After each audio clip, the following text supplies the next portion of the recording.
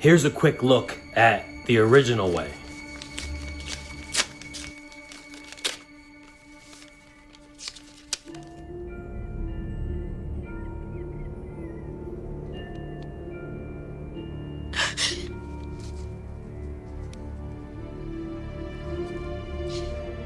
Who sent this?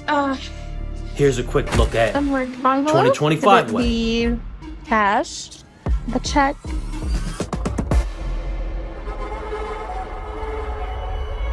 And here's the right way.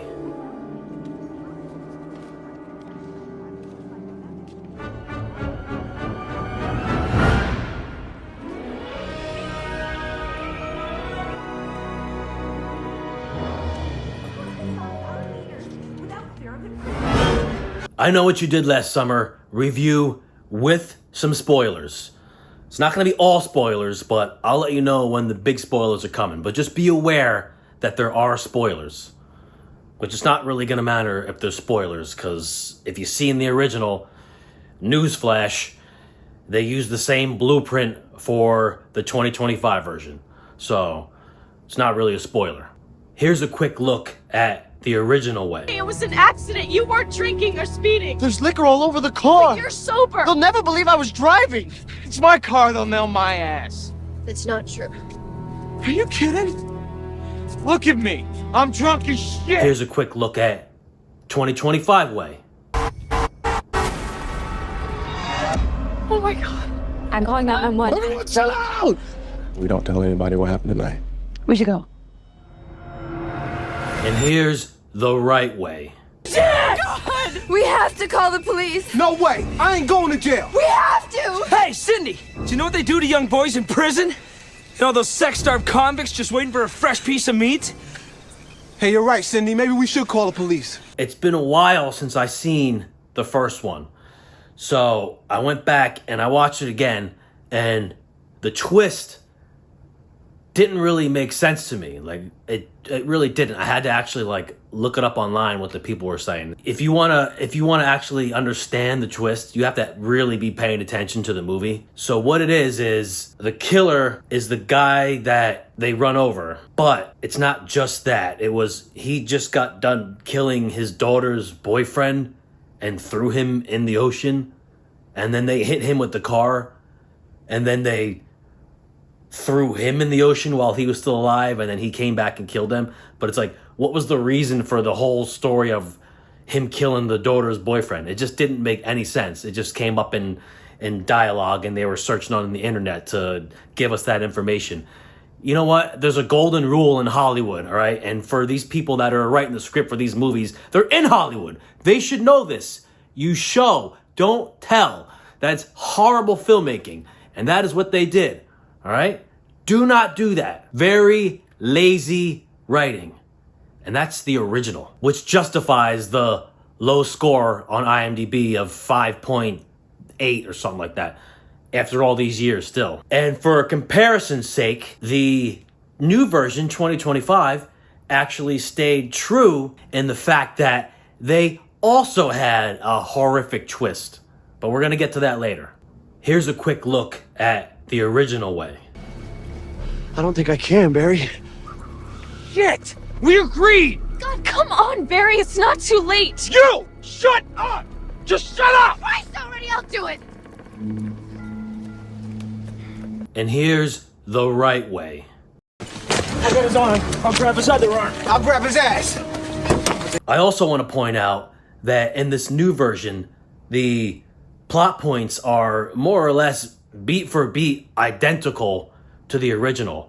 Now they change around minor details, like it's a boy in the first one, a girl in the second one, just like minor stuff like that. But it really is beat for beat, nearly identical storylines. I only seen the new one once, but once it comes out and it's available to have clips from it, I'd be able to break it down for you and show you what I'm talking about exactly. But if you see in the original and then you'll see the new one, you'll see all the things that it's very, very similar. For example, right in the beginning, Freddie Prinze's character Ray says, after they kill the guy, he's like, I can't do this. I don't have the money. My family doesn't have the money to keep me out of prison for lawyers. I can't afford lawyers. Chase, her character, which I don't even remember the name. I don't think it even matters, but her character says the same thing, that she can't be involved in this.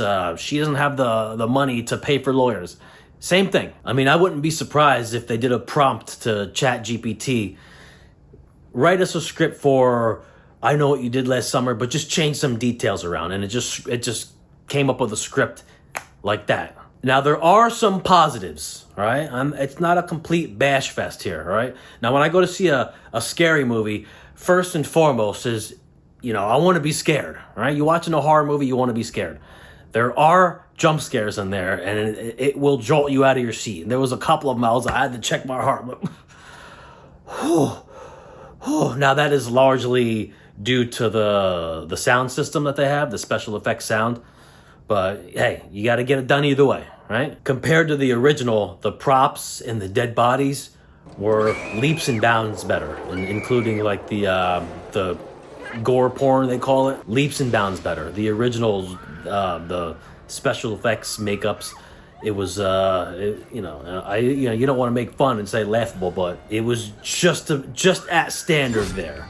Here, it's up to standard. Also, another positive is the fisherman's costume is leaps and bounds better. It actually looks like a legit character's costume, not just like in the original one. They found the actual costume of the work costume of a fisherman that works on the docks. They just got that, and then they threw it on the guy and said, "This is the killer." This one's more of like like Jeepers Creepers, where there's detail in there. Just the overall aura of the fisherman. And the original, when he was on the screen, he just kind of appeared like a normal person.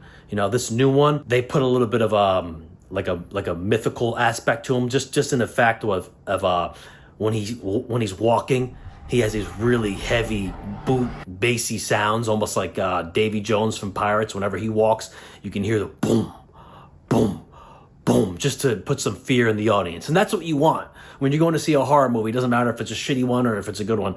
You want to get scared. You want to get that anxiety built up. So that was a positive. And they also had better cinematography on the fisherman. For screen capture shots, they definitely look better. If you take the original and you compare it to the new version, much better.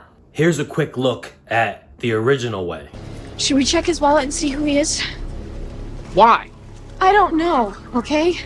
Just to know. And here's the right way. Wait. Shouldn't we at least check his wallet? For what? Shit, he might have some money. We already committed murder. We might as well rob his ass. I'll take the credit cards. I want the jewelry. I'm gonna take his drawers. Let's talk about some of the performances. Madelyn Cline, she was great, but the combination of her and Chase did not stand up to Jennifer Love Hewitt and Sarah Michelle Gellar.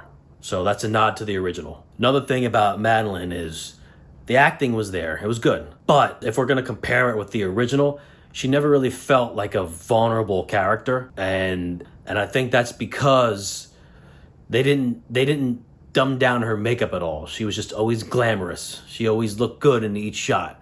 Whereas Jennifer Love Hewitt wasn't afraid to do some scenes with no makeup on and hair not done up. In my opinion, Freddie Prinze Jr. makes a lackluster appearance into the film. I feel like they were inspired by Jaws on this scene, where they have the town council talking about the new murder, in Jaws' case, the shark, but they're talking about the murders and what can they possibly do.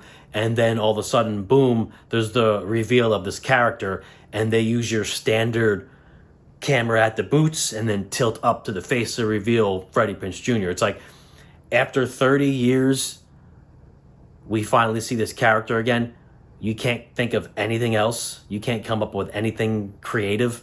You're just purely relying on nostalgia of the character and the actor.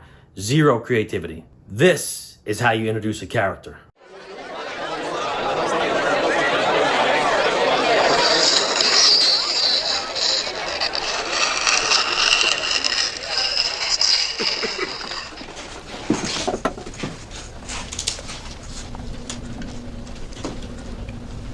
Y'all know me. Know how I earn a living? I'll catch this bird for you, but it ain't gonna be easy. And it doesn't get much better, because when the writers came up with the idea to bring Jennifer Love Hewitt back, they made her purpose to come up with the idea of what you need to do is you need to get him before he gets you. Before they get you. It's like, really? That's all you can come up with? Because in the original, the group kind of came up with that on their own. They're like, I said we find the fuck who's doing this and have a little one-on-one. Who's ever doing this isn't going to the police. We could find this guy, talk to him. there's a scene with Jennifer Love Hewitt and her security cameras alert her that there's someone on her property. So, you know, the tension starts building up. She grabs a pair of scissors. Wait a minute. So you mean to tell me after all this trauma she's been through to the point where she became a PTSD teacher, she's going to grab scissors? She doesn't have a gun? She doesn't own a gun? What is she, a pacifist? Doesn't make any sense. Here's a quick look at the original way. We make a pact. Right here and now we take this to our grave. Agreed. Julie? Don't you nod your head, you fucking say it! Yeah, okay. We take this to our grave! Let me hear it! Let it go, Barry! You fucking say it. Okay, Barry, we take this to the grave. And here's the right way. Right now we make a pact. We take this to our grave. Agreed? Agreed! Agreed. Say it, Cindy! Say it! We take this to our grave! Say it! We take this to our grave! Say it! Come on, you heard it. Great. Take us to our grave. Ow! And we never mention this again. Mention what? The guy we just killed. Well, you just mentioned it, Greg. Starting now! Underdog producer, subscribe for more movie reviews. Thanks.